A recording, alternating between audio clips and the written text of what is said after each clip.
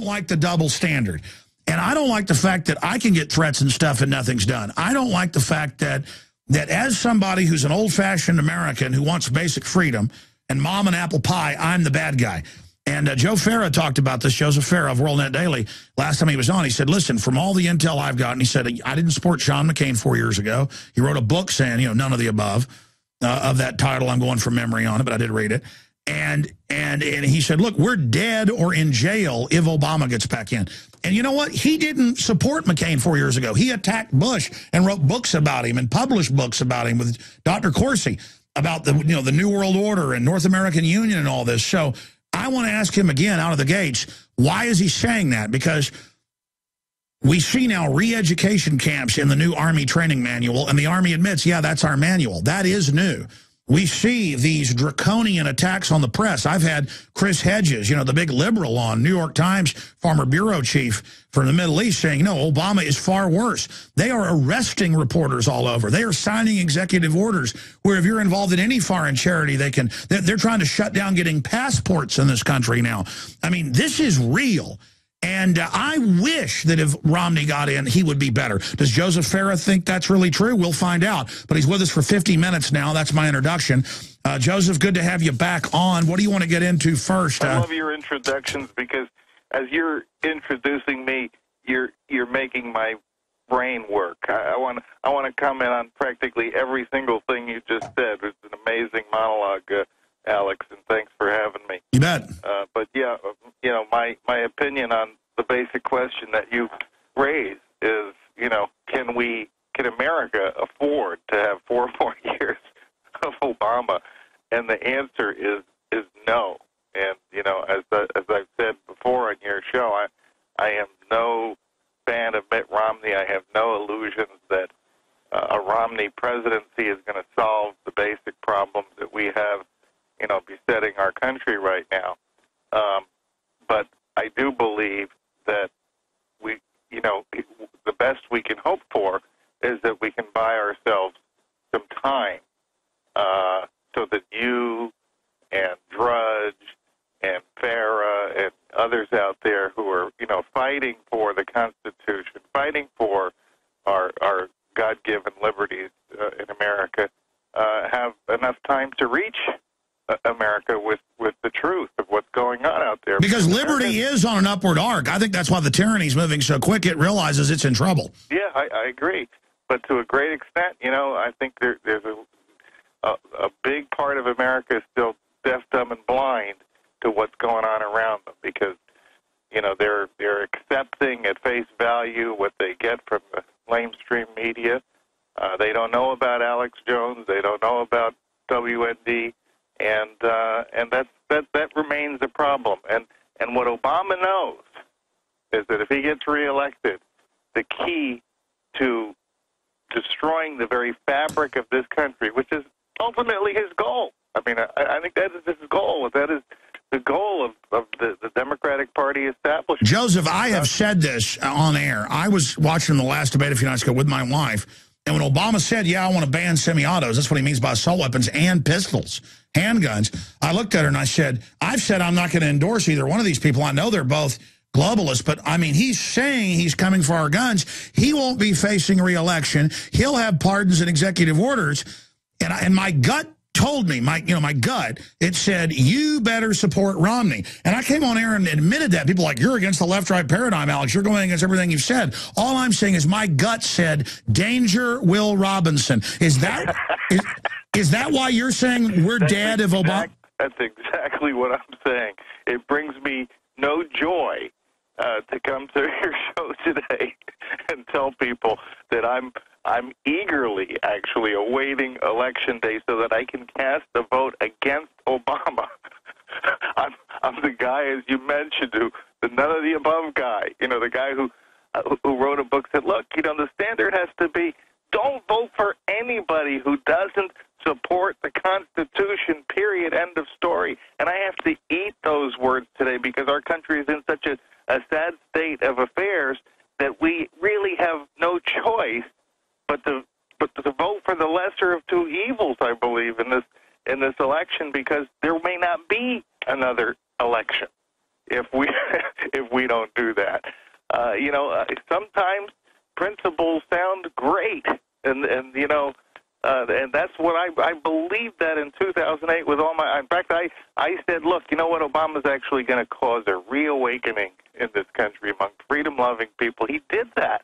He did that because. But it wasn't enough because he got doubled the food stamps and he's got all these people wanting Obama phones. That's right. But he did turn up the temperature high enough where it created the Tea Party movement and it created a new awareness in this country. But it wasn't enough. And he's on television saying he's going to ban semi-autos and extrajudicially just say people have mental problems and put you on a no-gun list, like a no-fly list, as Rahm Emanuel promised to do. I mean, let me tell you, when he was sitting there saying he's coming for my guns, it was just like, that is arrogant, to sit there and say that. You know what his definition of people with mental problems is, don't you? That's you and me. Oh, yeah, they've said that. Yeah. Yeah. Oh, man. So we got our hands full. I sympathize with everything you said in that, especially when you were talking about the fact that, what you want to do, Alex, is really, report the news. That's a full-time job for any of us. And the reason I sympathize with you is I've been there for the last 15 years, begging and scraping and for the dollars to do this job, reaching as many people as we can reach, knowing that, if we had the resources, man, what could we do with them, How many more people could we reach? And I encourage all of your listeners to support you, with whatever they have, because, you represent, maybe the last hope for this country. Well, all of us do together, but that's what's scary is to know there's not that many really prominent groups that can actually break something out and push it out there, because once they can shut everybody down, we've got liberty within our grasp. That's the thing. We're in the game, but it is a struggle, and if more people would just wake up, we would beat these people. That's what's so frustrating is we know how dire the straits are, and I don't know about you, but I have private discussions with my wife, which she's like, man, Switzerland, let's get out of here. And I'm like, listen, I know, we're down to that point privately. This is not rhetoric for listeners is what I'm saying. Joseph, I'm just going to guess. Have you and your wife ever discussed getting out of here? Yes, we've discussed it a lot in the last year, and particularly in the last few months when, we look at this election and we see, hey, this thing, you could flip a coin right now. And probably be as accurate as the polls in terms of, who's going to win this thing. What happens? Where do we go? Because I can tell you that this country, will not resemble the country we've known for most of our lives with another 4 years of Obama in office. And that's the collectivist model. They bankrupt, they shut down the economy. They don't care if it makes the place poor. They like that. And then they've got the little chicken feed baubles with the domesticated, poor, pathetic slaves. It's such a horrible scenario to see that it's finally come. What people warned about 50 years ago, we are finally a rotting, corrupt empire run by communists. Yeah, we're an election away from losing America. And it may not be this election. It might be the next one. But, that's how close we are. And, it's time for a social revolution in this country. I don't mean, gun toting. Yeah, that's what Max Kaiser was saying earlier. How do we revolt? How do we get really aggressive? People need to really understand, folks. You didn't just listen to Joseph Farah or Alex Jones or going to WorldNetDaily.com or Infowars.com. Everybody needs to stand up. Listen, everybody I know that goes to Baptist, Catholic, Methodist churches, friends, family, you name it, they're all being told the government's good, Obama's good, the conservative preachers removed, weirdos are put in, and then they talk to family in another state. It's happening there. There is a lot of creepy takeovers going on right now. Absolutely. It's happening everywhere. The cultural institutions that we once counted on to uphold our values are crumbling before our eyes. And, this is a long-term trend. This isn't something new. This isn't something Obama created, but Obama has put it on steroids. Obama and his friends in the big media. It's like it's hard to you got to search out the truth now. To a great extent, Alex, you know, the internet was a boon to alternative viewpoints that people like you offer. But, you know, it's still, you know, it's like you point out, you're operating on fumes half the time, you know? So am I.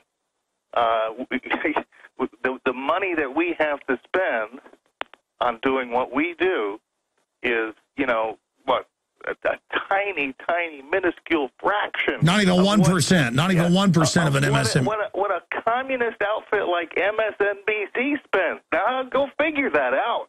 I mean, you know, you talk about audience. It's not even audience. The audience doesn't even matter. We have bigger audiences than them, but they have hundreds of millions and we have a million. And you know, that's what's frustrating is that we can see that if we had the money, because you've run some of the biggest newspapers in the country. I mean, we know these plans would work. If we just had more money and more support, and if the listeners who've already been energetic would get out there and be even more energetic, we know victory is within our grasp. But that's what's so frustrating, is that we can really get our hands politically around the throat of this tyranny, but it's going to take people getting up off the couch. That's right. And one of the reasons for this is, I know this is true for you, because I know it's true for me. If it's true for me, it's true for you. We have heard, you know, that advertisers are afraid to advertise on WND, even though they like our numbers. Oh, they tell us that every day. What happens is that the pressure groups out there go after them, boycotts, all kinds of, you know. See, I never talk about that, and maybe I should, but I don't. Sometimes it encourages them. Well, we have people that call all our sponsors and try to get rid of them. Yep. We have people that try to get rid of our stations. I mean, you know the dirty tricks. We don't really talk about it. It's incredible. Yeah. And you know, it's a full-time job combating that, whereas you and I, what we want to do is we want to spend our time telling people about the news. And the enemy knows that. They know if we're busy worrying about threats of suits or people calling affiliates or people messing with sponsors, I'm busy running around dealing with that all day instead of putting out information. Right. So let me ask you a question. Sure. Who are you going to vote for? Well, I mean, it's not a question here in Texas. You know who's going to win Texas. Well, that's true. Your vote doesn't even count. But here in Virginia, it counts. This is considered a battleground state, and you know, so I gotta go out there and protect myself. That's the way I look at this election right now. This is self-preservation. You know, it may not be self-preservation for the average person listening to us right now, but I got to tell you that for Alex Jones and Joseph Farah and a handful of other very, very outspoken people out there, this election is a matter of self-preservation. We probably will not be doing what we're doing right now, one way or another, if Obama's reelected. That's just my absolute gut conviction. I don't believe that we will be permitted to do what we're doing if Obama's reelected. My son goes to Christian homeschool events, but, you know, homeschooling's a huge all over the country, but really big in Austin. So there's a lot of kids there. And there's actually Democrats that are there. And my son, if he just says he doesn't like Obama when the kids are running around pushing it, they say, I want you arrested. And they go tattle to the camp, you know, counselor. And then we heard that teacher say, you'll be arrested if you criticize Obama. I mean, we're not just saying this. These are authoritarians. Yeah, well, look at the guy who made the video about, you know, Islam, a satire. Arrested. Yeah. He's still in jail as far as I know. I mean, whatever happened to the First Amendment? It's amazing what is going on. Now, and that, you know, how often do you see that reported on television in the No, when they arrested him, that was the only report. Yeah, that's it. The end of the story. We may never hear from the guy again. Man, listen, so much I know is on your radar screen. Joseph Farah of WorldNetDaily.com, WND.com is our guest here.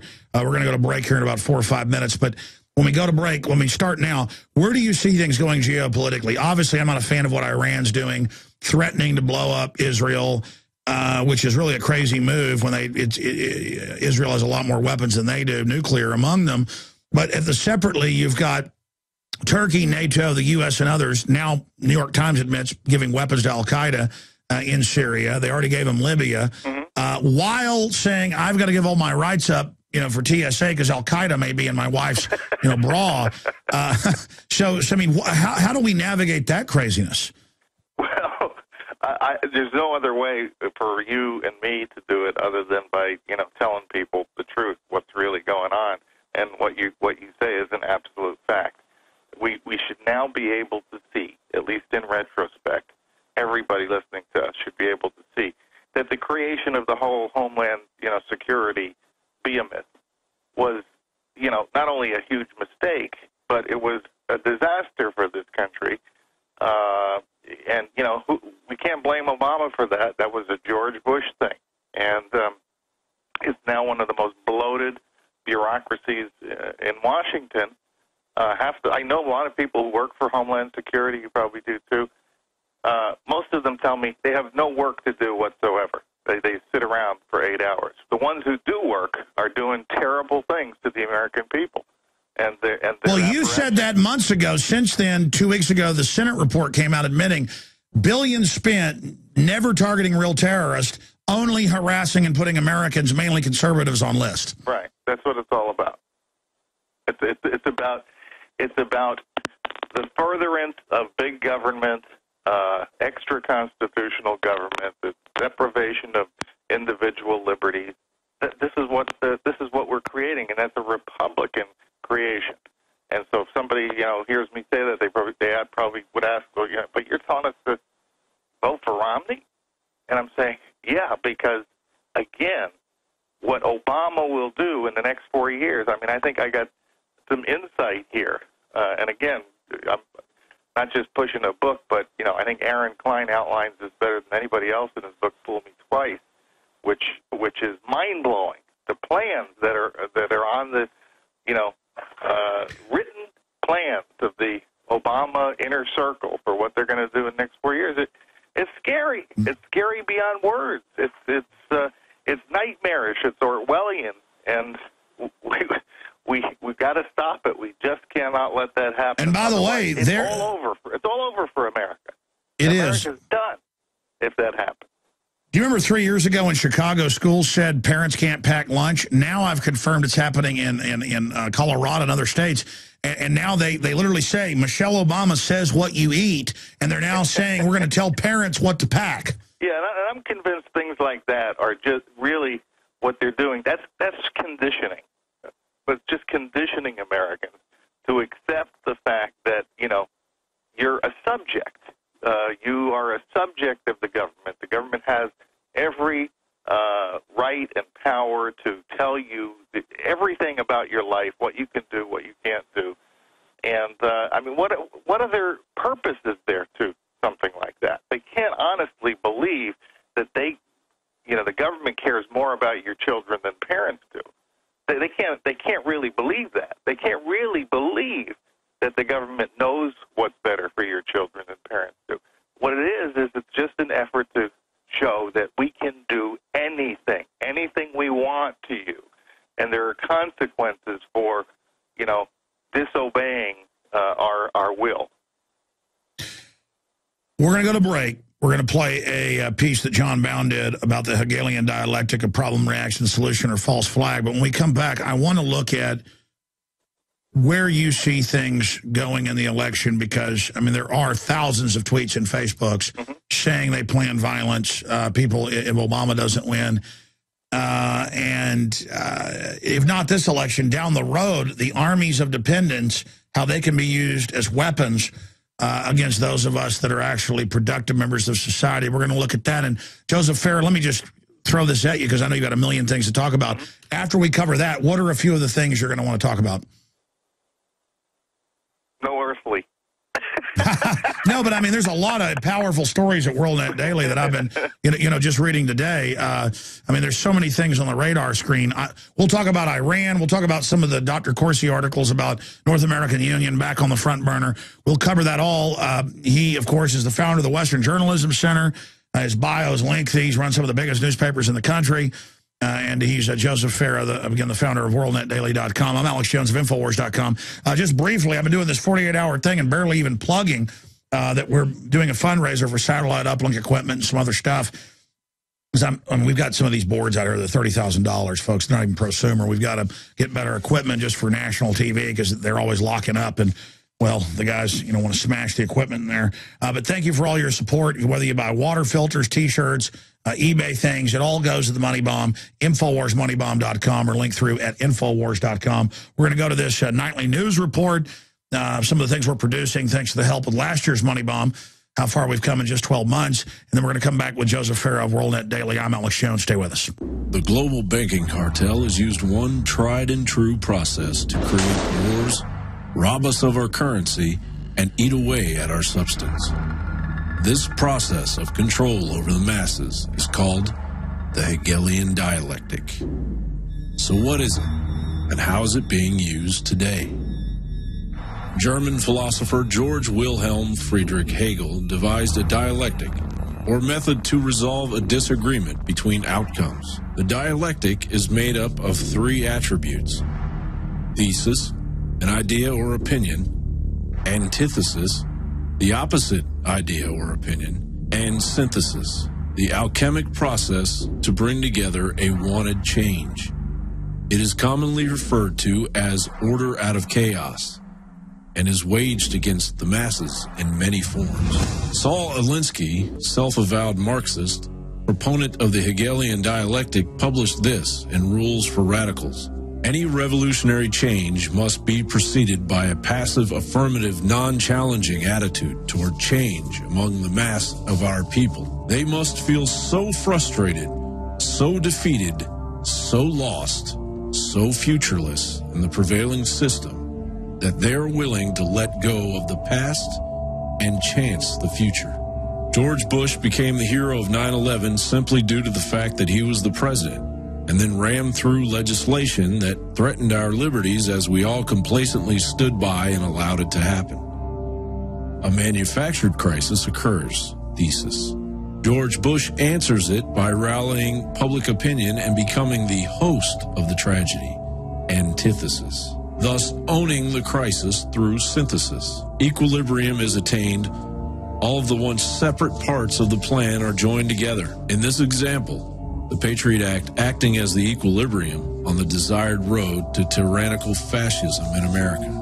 They're too good at what they're doing. They create the crisis on record. They sell the fraud. Then they say, give us more power. Give up your sovereignty, Europe, America, and we'll fix it. But then it only implodes faster. They make bigger bonuses, but they're destroying their own golden goose. They're hacking it open greedily. When it's giving them a golden egg every morning, they think there's eggs inside. I think the point you made of because they're on record creating this to consolidate power. They've bragged about it.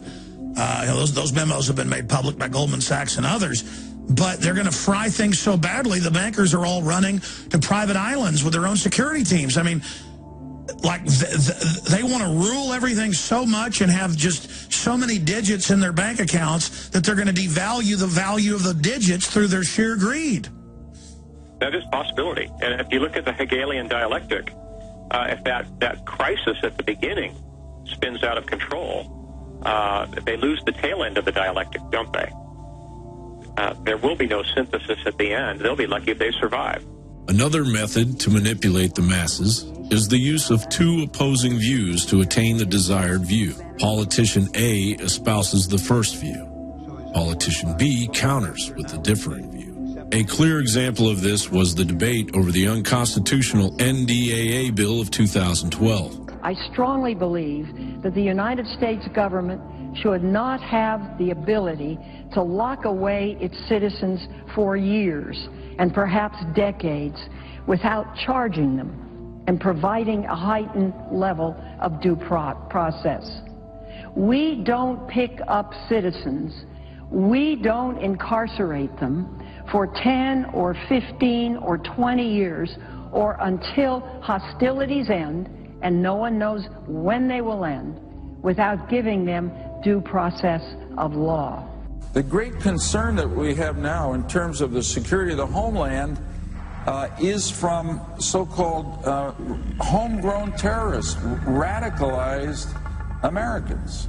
So these people, in my opinion, have taken sides. They've joined the enemy. And to have this body at this time, as the threat of homegrown terrorism rises, say no, they can't be treated as enemy combatants, is not only doesn't make sense, and is totally unresponsive to the facts that I've just described. President Obama threatened to veto the bill as long as it contained the section concerning due process, and then quickly changed his mind before the final version was voted through Congress. Obama then told the media that the version he had signed was revised to eliminate any threat to freedom of American citizens, even though this was not true, and the bill gives extraordinary powers to detain American citizens without a trial. The media synthesized Obama's lie by claiming that Obama will not use the powers he now has. The desired result is synthesized by mainstream media as they turn a blind eye to the debate. The American people cave into the lie because the process it is attached to seems so familiar. John Bound, InfoWars Nightly News. There's an old saying in Tennessee, I know it's in Texas, probably in Tennessee, that says, fool me once, shame on you. If fool me, we can't get fooled again. He aligns himself with the truth, and it's time for you to choose a side. You're listening to Alex Jones. And Joseph Farah, it's part of the 48-hour transmission that ends at 11 a.m. Central, 12 noon Eastern tomorrow. InfoWarsMoneyBomb.com. And I'm not doing like PBS begging for money every 10 seconds. If you believe this information is important, you want to see it reach tens of millions more people every month, then go donate at InfoWarsMoneyBomb.com. And the donations are really starting to come in. If you'd like to call and donate, it's 888-253-3139, 888-253-3139. And the great folks are in there to take your call. You can also go to InfoWarsMoneyBomb.com and donate $100, get one of these great camouflage shirts that everybody I know just loves, with the Dayglow Hunter Orange Liberty or Death 2012 Money Bomb shirt with the evil pro-America Gadsden rattlesnake on it, and so much more. Frank just gave $365. Samantha, $365. I guess it's one of those items you get when you do that. Toby, $365. Kevin, $500. Joseph, $500. Susan, $500. Anna, $1,000. David, $1,000. Greg, $1,000. Hobart, $100. Mark L, $25. Christopher, $50. David, $25. We're crossing out their last names here. Vera's Fashion, Jewelry, and Accessories, $25. They wanted their name in there, so that's good. We'd plug it. By the way, Cabo Bob's, without asking, called us and brought us some of the best tacos in Austin, Texas. So some other restaurants, they don't want to be named. We're going to be like 800 pounds after this. But thank you. Cabo Bob's is just awesome. Cabo Bob's of Austin. But InfoWarsMoneyBomb.com. I mean, it's real simple. The Money Bombs, I don't know, I've raised about $2 million the last 4 years. And it really helped me be able to go, okay, well, I can now buy this equipment, or I can now do that. And this Money Bomb is going to enable us, if it continues to come in, to be able to get the... See, most TV isn't satellite uplinks now. We're going to do that too. But then it's all proprietary with big companies that won't unscramble, and it's all these corporations trying to keep you off the air. Glenn Beck had trouble getting on Dish Network. But there's these global free-to-air systems. We're already getting the show downloaded every night and aired in England on mainline cable. I mean, Paul Watson can see it on TV every night. Cable systems owned by Patriots or managed by Patriots, all of the U.S. are downloading and editing and airing it themselves. Now it'll be packaged, sent out at 7 o'clock, but also they're in archives for people and vignettes. It's going to be even better. I mean, it's already amazing what we've done. This is the beta test. And now we're going to the next level. So InfoWarsMoneyBomb.com. Plus, I'm tired of being intimidated that you shouldn't ever ask for money or you shouldn't sell books or videos. no, I should just get banker bailout money like George Soros and then use it, to try to restrict the First Amendment or give, billions of dollars of bailout money to NBC and MSNBC. It's a joke. They always take our money and then use it against us. And then when Nightline or MSNBC is here at my office, I don't even let them come here now. They've called in the last few months. But in the last few years, I'd let them come here. They're like, you make money. Oh, this is a big office you're making. I'm like, well, you don't make money? What matters is what I stand for. People can judge whether it's true or not. Joseph Farah, I want to get back to you here and talk about all the death threats, all the rest of it. I really appreciate you joining us in the middle of this special transmission today. But separately, getting back to funding, and then we'll get into all the death threats to Romney and the threats to Riot, because I want your take on that big national story in the last week. But what do you make of this? I'm sure you've seen it, this intimidation that those of us that aren't communist or socialist or fascist, that we're bad, that we go out and put our ideas in the marketplace of the world. So, I mean, I love how communists and socialists and collectivists criticize us when we pay our own way. Exactly. It's funny when you mentioned, we're not doing the PBS thing here. You ever notice what PBS does when they raise money? They actually put on programming that attracts people. It's the only time you'll ever see anything on PBS that might actually interest you. It's usually entertainment-oriented. It's not political. That's what those are the devices they use. It's like a bait-and-switch operation, whereas you and I, when we raise money, we do the same thing we do every single day, right? Exactly, yeah. That's what's really going on here. But with regard to these threats, I mean, think about it. If these threats are being made, and they are, against Romney, who's, basically Mr. Milquetoast out there, I'm not even sure that Romney hasn't been, anointed as the successor here. It's the old story, one step forward, two steps back, that kind of thing. But the reality is, there are threats being made against Romney, viable, real-time, real-life threats. If they can get away with that with the presidential candidate, what can they get away with Alex Jones and Joseph Farah? Or Breitbart or whoever, and this is increasingly worrisome for people like us, and it's a reality we have to live with and possibly die with. That's the world we live in now. I don't think America has ever been, with the possible exception of during the Civil War, more stratified as a nation than it is right now. It's like there are two Americas. There's the America that still believes in the founding principles, and there's an America that wants to be just like all the other nations in the history of the world which were, top-down tyrannies. And so, we're in a bad way right now, but thank heaven you're out there slugging away, and I am, and a few other patriots who have some kind of a platform to use. Couldn't say it any better myself. Joseph Farah of WorldNet Daily joins us. Joseph, what do you, in your gut, think is going to happen day one if Obama was to lose? Because, I mean, I track all the polls. It does look like Romney has either closed on him or surpassed him in almost every poll, and we know that polls have always been leaning towards the Democrats. I mean, why does the power structure like Democrats? I mean, clearly in that debate, even if you don't like Romney, it's clear that Aleister Crowley and Obama were teaming up. I'm sorry, Candy Crowley. Sorry, I was an accident.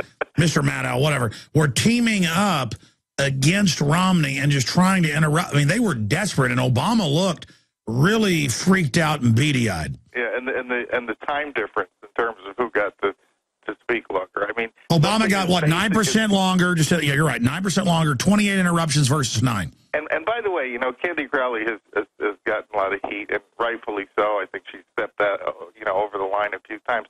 But what I want people to recognize is Candy Crowley is actually probably one of the better journalists in America today. On a scale of 1 to 10, she's high up there as somebody who is not, you know, completely 100% sold out to, you know, to the tyrants. And you know, she's a reporter. Look, she didn't get there because of her looks. That's clear. So, you know, they put her out there. You know, to give her some credit, she actually apologized for, you know, stepping into the debate at one point. No, you're right. I'm being a little mean because when the president says, "Isn't that right?" I mean, you're going to be apt to, you know, sit there and say that one more time. But what's interesting is she actually apologized for correcting Romney when he wasn't wrong, but her network, they continue to you know, push the idea that Obama had actually characterized what happened in Benghazi as a terrorist attack when he really didn't. For 2 weeks, he really didn't do that. It was a spontaneous uprising by an unruly mob. It wasn't organized. You know, this is the kind of thing that goes on. But you know, this debate was frustrating, I believe, for people like you and me, because neither one of the candidates gave answers that were very inspiring or really dealing with the root issues that are plaguing America today. And again, you know, I don't want to be characterized as a Romney booster any more than I was, you know, falsely accused of supporting Bush when I never did. But the problem is we're in a unique scenario today. We're so close to full-scale tyranny, and I believe that if Obama's reelected, we will see it happen in a very short order. First Amendment gone, Alex Jones gone, Joseph Farah gone, and you know, maybe for some people that wouldn't mean that much to them. But I hope to your listeners and to my readers, they will recognize that it's got a very thin veneer here left between full-scale tyranny and the possibility of returning America to its constitutional heritage.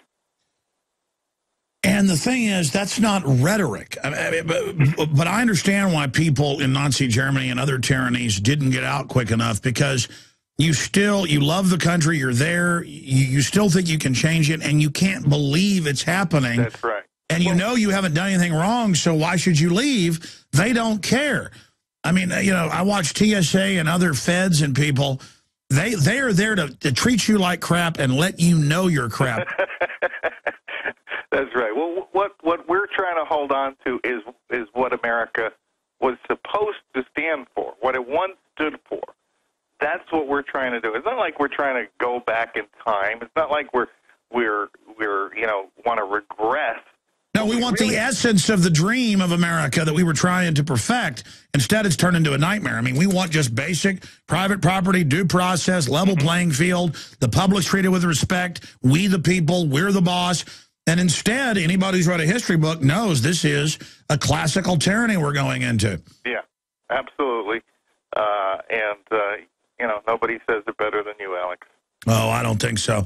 You know, what else is on your radar screen? I mean, what do you think is front and center right now with this election? Because, you know... Well, one of the things that we've been covering uniquely, I have to say, is that here's what's about to happen.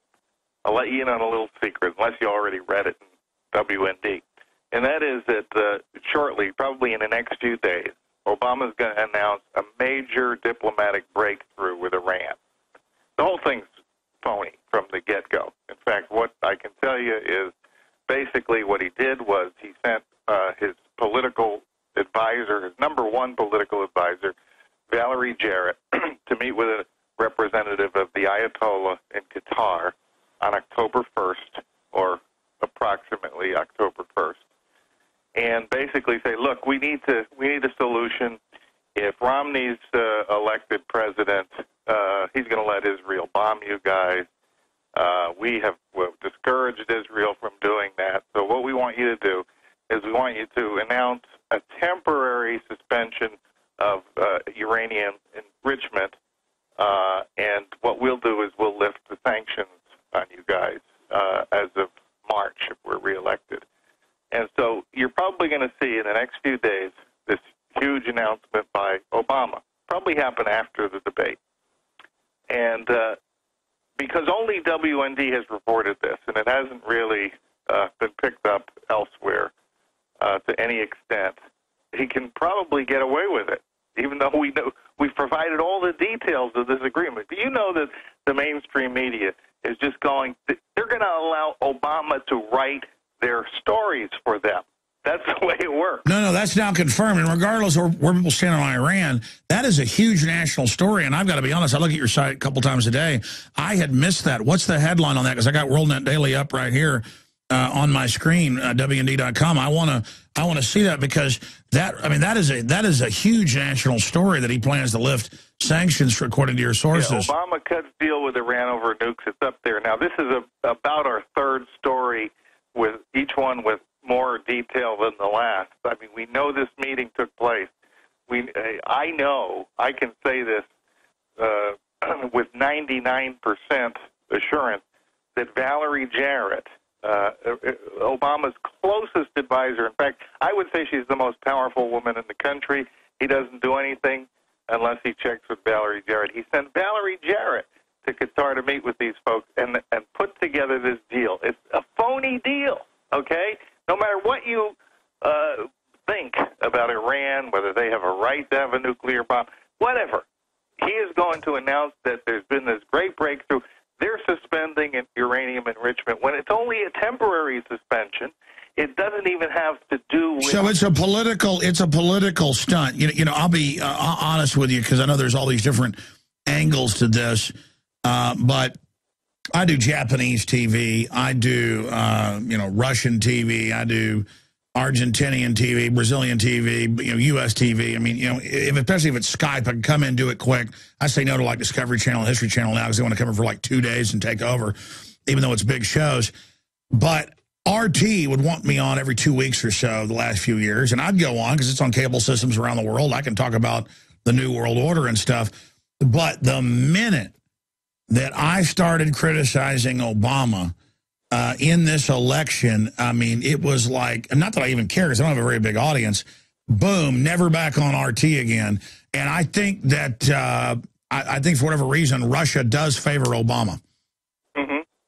Yeah, I think so too. Well, you remember those famous off-mic remarks that Obama made that weren't quite off-mic. Just wait until after the election, and we'll straighten all that out. And just need a little time to deal with that. And this is the message that Valerie Jarrett brought to Iran. We need your help to get reelected. Is there any question in anybody's mind that Iran would rather see Obama in the White House than Romney? Well, let me ask you this. Why does Iran, because I know they're smart folks over there, they're really smart. They're some of the smart people around historically. Why do they? Because, I mean, there's been some misinterpretations of what Ahmadinejad says, but lately they have been saying we're going to blow up Israel, we're going to wipe it off the map. Why would they be doing that while all these weapons are massing around them? I mean, that is crazy. Well, that's a good question. I think it's because this is my personal feeling. I don't believe that they would ever nuke Israel. It doesn't make any sense from a strategic point of view, because you end up killing more Muslims than Jews, and that's not their goal.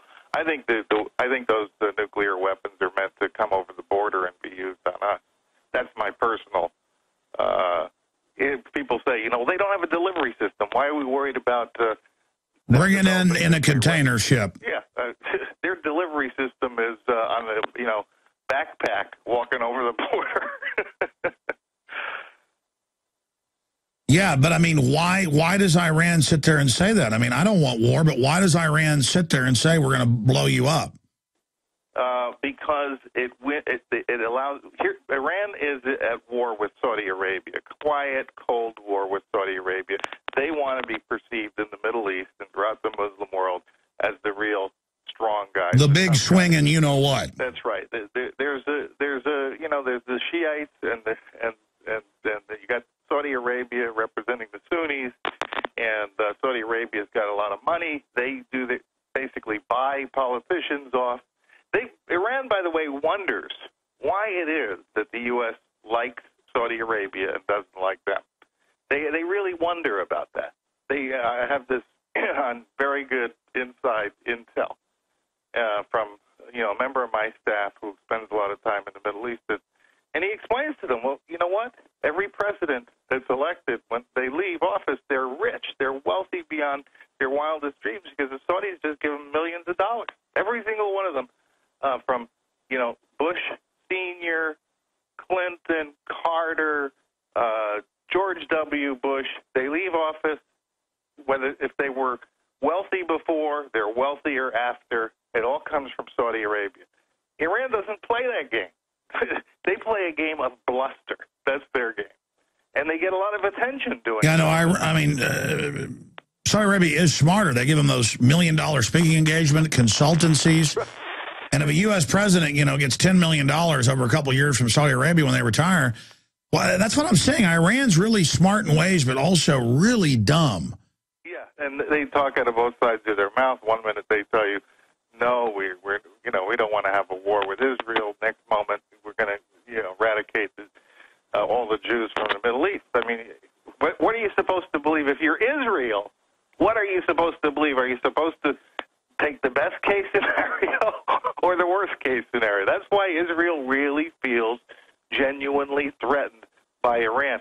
That's why Israel is not, in my opinion, doing more to fight this Muslim Brotherhood spreading throughout Syria and Egypt and so forth, because they figure the most immediate threat they face is Iran. That the long-term threat might be that the Muslim Brotherhood takes power in every surrounding country. Well, that's a nightmare too, but it hasn't happened yet. But Iran, they believe, is imminently going to have nuclear weapons that they can fire at them. And that's something. So what's the word? Will Iran get hit as an October surprise before the election, after, or is that off? I'm sorry, I missed that. Will Iran get hit before the election, after, or is that off? Iran's not going to be hit at all now because, not before the election for sure. And if Obama gets his way and gets reelected with his little October surprise, which is this, diplomatic breakthrough that he announces, then it's going to be very difficult for Israel to do it. Who do you think, in closing, is really behind the killing of the ambassador? Because I've heard Steve Pachinik say it was the neocons, and I've got other people saying it was actually Russians. And you do see consulates and heads of consulates getting blown up now, just like we saw in Lebanon today, with a security person being killed. I mean, the Russians are going to strike back. There's a proxy war in Syria, or was it really Al-Qaeda jihadis that the West put in power there? I mean, what? Well, that's what I believe. I believe that. I mean, you pointed out. Look, who are we helping all over the Middle East right now? Where's our money? In fact, that ambassador was bringing weapons to the same people who killed him. Now, could there be more of an explanation? Could there be more to it? I'm sure there is. Sometimes I wonder, for instance, okay, why didn't the guy have any security? Was he set up? I mean, did they want him dead for some reason? I mean, you have to look at all the possibilities here, and the fact of the matter is we just don't know. We just don't know yet. No, I agree with you. We don't know. We just know it's ridiculous that I think what tells us what really happened, and I know if I'm in the Middle East, I got more security than that ambassador had. Exactly. It makes no sense. But I mean, expanding on that, why deny that it was coordinated and premeditated and professional, a.k.a. not a terrorist attack? Why deny that? Oh, well, that's an easy one, because they would be admitting that the very people they've been aiding with weapons and money, the people they sided with, they chose to overthrow Gaddafi. Now, Gaddafi was a monster. We all know Gaddafi was a monster. We all know, Bashar Assad in Syria is a monster. But there are monsters and there are worse monsters. And what we did in Libya and what we did in Egypt and what we're doing in Syria is supporting the worst monster of the two possibilities. And so if it became known, and I think it is becoming known, that Obama chose to aid the wrong side, Al-Qaeda, and it backfired on him, that doesn't make for very good headlines. That doesn't make for a very good story to tell when you're running for re-election. and then Saudi Arabia buys off our politicians, but at the same time funds all the crazy jihadis, a.k.a. Wahhabist Al-Qaeda. What is their game? I guess just, they're already 80% of Islam. I guess just take over every country. Yeah, it's really using money. They don't only buy the politicians. Look, they've invested hundreds of millions of dollars in our institutions like Harvard and Georgetown University, and they create, Arab studies departments and all this stuff. They push their ideology in so many ways. In fact, every law firm in Washington, practically every major law firm in Washington, they're doing business with to ensure that nobody can ever hire a law firm in Washington to go after the Saudis. I mean, exactly. They got their bases covered. All I know is when the TSA asks me if I'm a terrorist or wants to, I'm like, look, I'm not playing your game, okay? I'm not with Al-Qaeda, the government is, and you're not going to grab my, I'm just tired of it. I don't like living in a police state, and it makes me angry, and it's just such a game, Joseph Farah. I'm tired of playing along with it. I'm with you. Look, after 9/11, when I heard George W. Bush, announce his plan that what we were supposed to do, the ordinary people, we were supposed to go out and shop and make sure the economy didn't fall apart. And he was going to take care of all the problems with the creation of Homeland Security. I wrote back then, I said, this is the absolute wrong prescription. If you are worried about terrorism in America today, this is what you should do. You should go out and buy guns to protect yourself and your family, okay? If everybody in America was at that state of mind, there isn't anything that terrorists could ever do, or any conventional army invasion. There's nothing that any enemy could do to America if Americans just followed that simple prescription. Instead, they flip-flopped it, and I'll say Homeland Security is for constitutionalists, libertarians, conservatives, returning veterans, and it's clear that that is what they're going to use it for, and it is the height of authoritarian despotism. Joseph Farah of WorldNet Daily, thank you so much for spending time with us. Always a pleasure. You're a national treasure, Alex Jones. Don't ever change. Well, thank you, sir. So are you guys over there as some of the only alternative media out there that will actually defend this country and speak out against the globalists. Visit Infowars.com and PrisonPlanet.com. When you're on the site, you can also tune in 24 hours a day to my daily radio broadcast. There's also a free iPhone app to listen to the syndicated radio show when and where you want.